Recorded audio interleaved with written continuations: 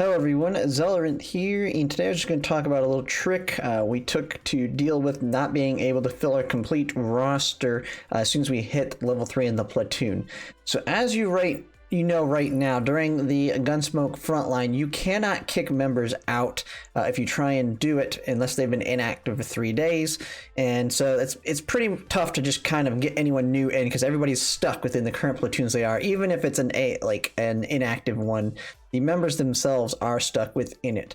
Now, if you are in that position, you can just continue doing everything, your dailies and XP and stuff. That's fine, because when you leave, you can just come into a new one, and it's not going to be that big a deal. And you'll get all your stuff that, like, buying out of the shop and stuff will transfer over. It's not like you lose the currency and stuff you buy from that. Now, if you're a platoon who is struggling to find members, like we were at when we hit level 3, we could not find 2 members because no one could quit their platoons, and everybody had already joined them real quick to get the Gunsmoke Frontline.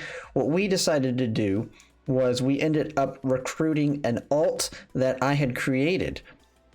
So look at our members here. You have me, who's the platoon leader, my main one. I have 2 current platoons. I have one that's also being led by another YouTuber. And so in this one, I'm the leader. And what I ended up doing is, if you look at the very bottom, I was able to recruit one of my alts. Is he at the bottom? Where is he? Oh, it's right here. So it's a level 20. You have to get to level 20 to be able to recruit it. It takes about 30 minutes to make an alt to get to level 20. You just need to complete all the way up until the point that you unlock commissions. The commissions will give you a couple levels, and then it gives you plenty enough keys that you can just go into one of the supply missions and then just auto it until you're level 20. That's all you have to do to hit level 20. Then use the currency to level up your units and guns to level 20. Bring them into your platoon, and the nice thing is all of the tasks, including the Gunsmoke Frontline, is it's based on the person's level themselves. So when you do your daily patrol, which I can't show here because I've already done everything today, this will be level 20 for the alt, and they can get the same amount of XP that you can with anybody else.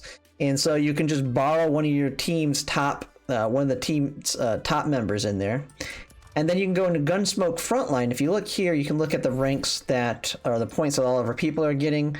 We can see that, so I have 7,200, but when we brought them in, I've been able to easily get them. I have not done it today on my alt yet, but yesterday when I did it on them, easily was able to get 2,400 because the Gunsmoke Frontline is leveled to them. And what's really nice is, since you can borrow a support unit from somebody else within your team, you can just borrow somebody that's really, really good that can basically one shot everything. Like in ours, we have actually somebody with a V6 Macchiato, and we just literally put her in the middle of the map, have her go into her Overwatch mode, have the other teammates get the enemies that come after him, and she just wipes the field quite easily. And it doesn't even need to be a V6 because everything's going to be level 20. And so you just take whatever your best unit. Maybe you have someone that has a V3 QJ or even just a V0 QJ. If they're like level 50, they're going to be one-shotting everything on there. And so that is an easy way to get the points. And it's how we've been able to maintain our top 100 position. We just brought in that one, and then I'm just going to be using it every day to get it done. Same thing with my alt guild. So we're currently at rank 44, and I believe my alt one is still holding well. And they basically did the same thing when they couldn't get the additional member.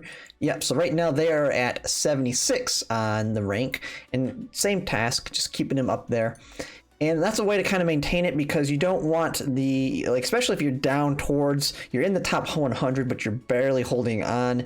It's just another little way that you can add yourself out through it. And like I said, when it comes to actually leveling up the alt, all you have to do, it's basically like what you're doing when you re-rolled.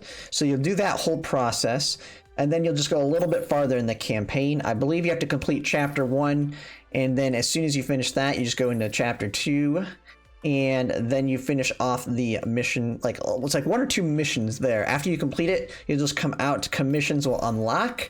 You'll be able to easily get 100% of the XP, even the commissions.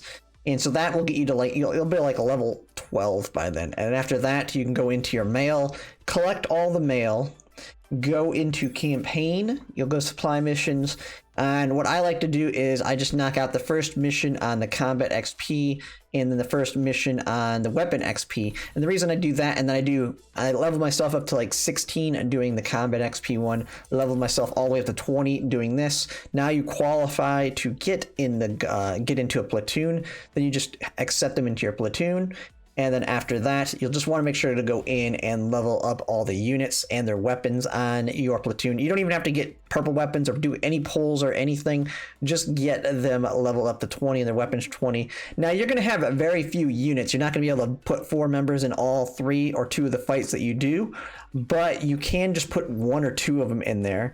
And then you bring in, like I said, you bring in that level 50 or level 60 or whatever you have, the best unit. They're going to be able to carry the whole mission. You don't have to worry about your normal team because the person you're bringing in is going to do all the work. The biggest thing you're going to want is somebody that can do support actions, so like QJ. That way you can do multiple attacks and kill multiple enemies because there's more than 6 enemies. And if they can only do 1 attack per turn, of course you're not going to be able to finish it.